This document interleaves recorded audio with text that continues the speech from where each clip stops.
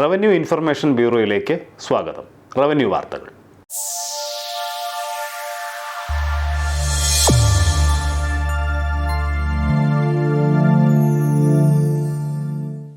ഭൂപ്രശ്നങ്ങളിൽ അതിവേഗ തീരുമാനം.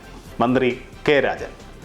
സങ്കീർണമായ ഭൂപ്രശ്നങ്ങളിൽ അതിവേഗം തീരുമാനമെടുത്ത് പരിഹാരം കാണുമെന്ന് റവന്യൂ ഭവന നിർമ്മാണ വകുപ്പ് മന്ത്രി കെ രാജൻ പറഞ്ഞു. ഭൂമി തരംമാറ്റൽ അദാലത്തിൻ്റെ സംസ്ഥാനതല ഉദ്ഘാടനവും Mananthavady revenue divisional office record റൂമിൻ്റെ ഉദ്ഘാടനവും വയനാട്ടിലെ പനമരത്ത് നിർവഹിക്കുകയായിരുന്നു മന്ത്രി. ഭൂമി തരംമാറ്റത്തിനുള്ള അപേക്ഷകളിൽ സൗജന്യമായി തരംമാറ്റത്തിന് അർഹതയുള്ള 25 സെന്റ് വരെയുള്ള ഭൂമിയുടെ അപേക്ഷകളാണ് പ്രത്യേക അദാലത്തിലൂടെ പരിഹാരം കാണുന്നത്. വയനാട്ടിൽ ഇത്തരത്തിൽ ലഭിച്ച 251 എണ്ണത്തിൻ്റെ തരംമാറ്റ നടപടി പൂർത്തിയായതായി മന്ത്രി പറഞ്ഞു. അദാലത്തിൽ പുതുതായി ലഭിക്കുന്നവ ഉടൻ പരിഹരിക്കുമെന്നും മന്ത്രി വ്യക്തമാക്കി. സംസ്ഥാനത്ത് ഓൺലൈനായി മാത്രം 3,74,218 അപേക്ഷകളാണ് ലഭിച്ചത്. ഇതിൽ 1,16,432 എണ്ണം തരംമാറ്റം കഴിഞ്ഞു.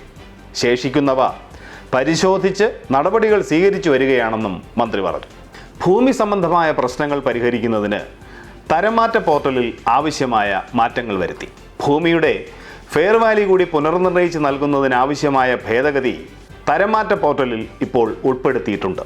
തരംമാറ്റ നടപടികൾ വേഗത്തിൽ പൂർത്തിയാക്കുന്നതിനായി ജില്ലയിലെ കൃഷി ഓഫീസർമാരുടെയും തദ്ദേശ ഭരണ സ്ഥാപന സെക്രട്ടറിമാരുടെയും യോഗം ഉടൻ വിളിച്ചു ചേർക്കണമെന്ന് മന്ത്രി കളക്ടർക്ക് നിർദ്ദേശം നൽകി. LLMC കൂടാത്ത ഇടങ്ങളിൽ എത്രയും പെട്ടെന്ന് അവ കൂടാനുള്ള നടപടികൾ സ്വീകരിക്കണമെന്നും മന്ത്രി നിർദ്ദേശിച്ചു. 3 താലൂക്കുകളിലെയും തിരഞ്ഞെടുക്കപ്പെട്ട 15 പേർക്ക് തരംമാറ്റൽ ഉത്തരവ് മന്ത്രി കൈമാറി. OR കേളു MLA അധ്യക്ഷനായിരുന്നു. ജില്ലാ പഞ്ചായത്ത് പ്രസിഡന്റ് സംഷാദ് മരക്കാർ, മാനന്തവാടി നഗരസഭാ ചെയർപേഴ്സൺ CK രത്നവല്ലി, പനമരം ഗ്രാമപഞ്ചായത്ത് president PM Asiya, Edavaka panchayat president incharge Jamseera Shihab, Panamaram ഗ്രാമപഞ്ചായത്ത് മെമ്പർ KT സുബൈർ, ജില്ലാ collector doctor Renuraj, sub collector Misal Sagar, മറ്റുദ്യോഗസ്ഥരും പങ്കെടുത്തു. കണിയാമ്പറ്റ സ്മാർട്ട് വില്ലേജ് ഓഫീസിന്റെ ഉദ്ഘാടനവും റവന്യൂ മന്ത്രി നിർവഹിച്ചു. ഡിജിറ്റൽ റീസർവേ നടപടികൾ വേഗത്തിൽ പൂർത്തിയാക്കും. മന്ത്രി കെ രാജൻ. വയനാട് ജില്ലയിലെ ഡിജിറ്റൽ റീസർവേ നടപടികൾ വേഗത്തിൽ പൂർത്തിയാക്കാനുള്ള ശ്രമങ്ങൾ നടത്തുമെന്ന് റവന്യൂ ഭവന നിർമ്മാണ വകുപ്പ് മന്ത്രി കെ രാജൻ. ഭൂമി തരംമാറ്റൽ സംസ്ഥാന അദാലത്ത് ഉദ്ഘാടനത്തിന് ശേഷം വയനാട് പനമരത്ത് വാർത്താ സമ്മേളനത്തിൽ സംസാരിക്കുകയായിരുന്നു മന്ത്രി. നിർണായകമായിട്ടുള്ള ഒരു പരിശ്രമം വയനാട്ടിൽ നിന്ന് ആരംഭിക്കുകയാണ്. കേരളത്തിൽ ഞാൻ നേരത്തെ പറഞ്ഞതുപോലെ ഓഫ്ലൈനായിട്ട് ലഭ്യമായ അപേക്ഷകളെല്ലാം സബ് കളക്ടർമാരും RDOമാരും ഇടപെട്ട് തീർപ്പ് കൽപ്പിക്കുകയുണ്ടായി. അങ്ങനെ തീർപ്പ് കൽപ്പിച്ചതിൽ ഇനി ബാക്കി നിൽക്കുന്നത് 2000-ൽ താഴെ അപേക്ഷകളാണ്. ആ അപേക്ഷകൾ തന്നെ കൃത്യമായ പണമടയ്ക്കാത്തത് കൊണ്ടോ റീസബ്മിറ്റ് ചെയ്യണം എന്നാവശ്യപ്പെട്ടതിൻ്റെ ഭാഗമായി റീസബ്മിറ്റ് ചെയ്യാത്തത് കൊണ്ടോ ആണ്. ബാക്കിയെല്ലാം ഓഫ്ലൈൻ അപേക്ഷകൾ പൂർത്തീകരിച്ചു കഴിഞ്ഞു. ഓൺലൈനായിട്ടുള്ള അപേക്ഷകളിൽ 2022 ഫെബ്രുവരി 1-ാം തീയതി ആരംഭിച്ചിട്ടും ഏതാണ്ട് 3,74,218 അപേക്ഷകൾ ഓൺലൈനായി നമുക്ക് ലഭ്യമാകുകയുണ്ടായി.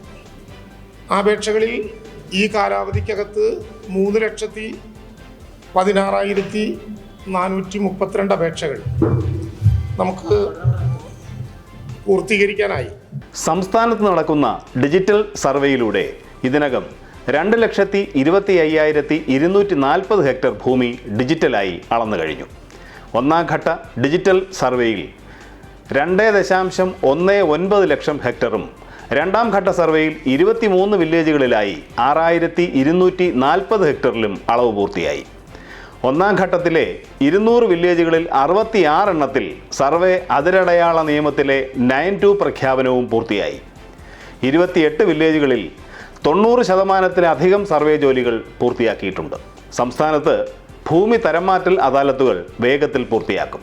എല്ലാ ആഴ്ചകളിലും നടത്തുന്ന റവന്യൂ സെക്രട്ടേറിയറ്റിൽ അദാലത്ത് സംബന്ധിച്ച അവലോകനം നടത്തുമെന്നും മന്ത്രി പറഞ്ഞു.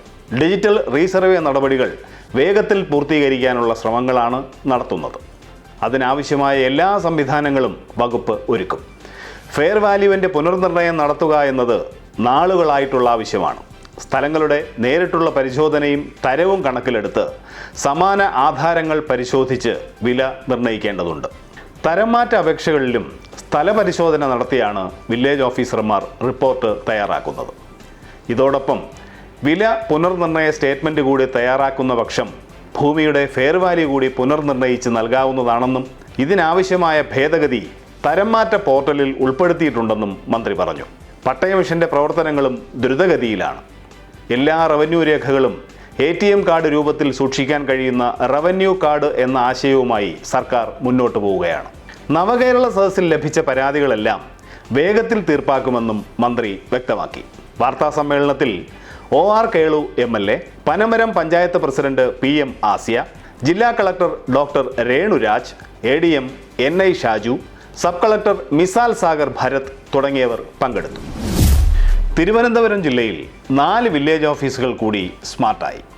വില്ലേജ് ഓഫീസുകൾ ജനസൗഹൃദമാക്കാനും അടിസ്ഥാന സൗകര്യങ്ങൾ വർദ്ധിപ്പിക്കുന്നതും ലക്ഷ്യമിട്ട് ആരംഭിച്ച സ്മാർട്ട് വില്ലേജ് പദ്ധതിയിലൂടെ കഴക്കൂട്ടം മണ്ഡലത്തിലെ 2 വില്ലേജ് ഓഫീസുകൾ കൂടി സ്മാർട്ടായി.